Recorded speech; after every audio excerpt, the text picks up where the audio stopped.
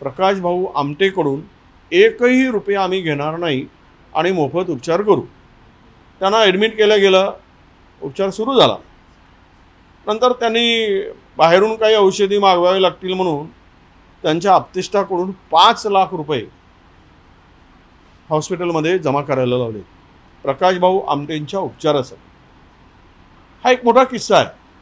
म्हणजे थोर समाजसेवक महाराष्ट्र भूषण त्यांना सुद्धा त्या हॉस्पिटलने सोडलं नाही। काही वर गेले, त्यांचा मृत्यू झाला आहे, स्वर्गवासी आहेत, बोलू नये। पण ज्यावेळेस नागपूर कॉर्पोरेशनचा एक महोत्सव होता आणि त्यावेळेस विदर्भ साहित्य संमेलन त्या कार्यक्रमाच्या मंचावर लता दीदींनी सांगितलं होतं की आम्ही विदर्भ साहित्य संमेलनासाठी गायला तयार आहे आणि मोफत।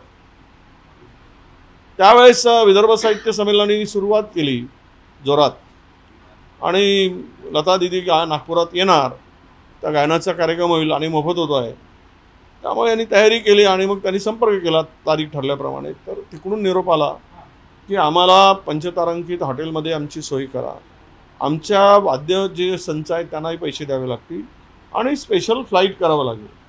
तर यांना साधारणतः किती खर्च येईल त्यावेळेस सांगितलं गेलं की ते 22 लाख रुपये खर्च येईल। 22 लाख रुपये खर्च म्हटल्यानंतर हे घाबरलेत आणि त्यांनी म्हटलं की इतकी शक्य नाही, काही करा। मग सगळ्यांची तयारी झाली की नाही, लता दीदींचा कार्यक्रम होतोच आहे तर 22 लाख रुपये आपण देऊया। आणि त्यांनी मग तो चेक देण्याची तयारी दर्शवली।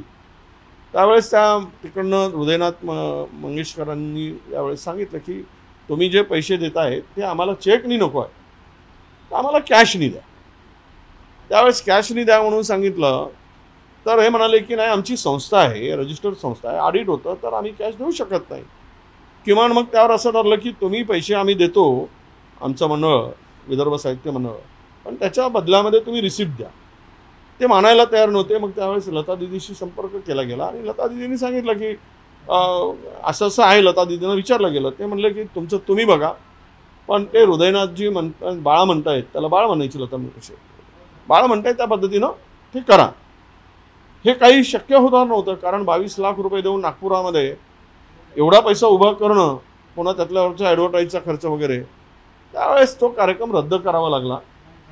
ही वस्तुस्थिती आहे। म्हणजे पैशाशिवाय आम्ही गाणार नाही हा त्यातला उद्देश होता। तुम्हाला पुन्हा एक उदाहरण मी सांगेल। परभणीला साहित्य संमेलन होतं, नारायण सुर्वे त्या साहित्य संमेलनाचे अध्यक्ष होते, नारायणराव सुर्वे, आणि आशाताई भोसलेंच्या बरोबर त्यांना त्या कार्यक्रमामध्ये गायनाचा कार्यक्रम ठरवलं आणि तिथले त्यावेळेचे खासदारचं नाव मला आठवत नाही, ते खासदार त्यावेळेस आशा दीदींच्याकडे गेले आणि आशा दीदींना भेटून त्यांनी सांगितलं की तुम्ही कार्यक्रमाला निमंत्रण आहे, तुम्ही या।